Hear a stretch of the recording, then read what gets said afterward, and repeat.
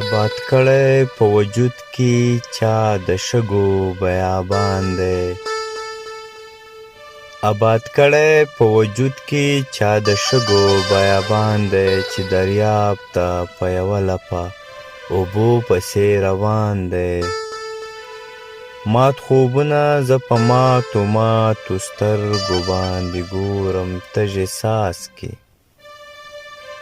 څاڅکي راورېږي، د پنځم موسم باران دی. ماته وایي چې کافر یې د چاړه لاندې پروت یم، راته کړی په غوږونو کې چې کوم ملا اذان دی. تېر مې نه شي چېرته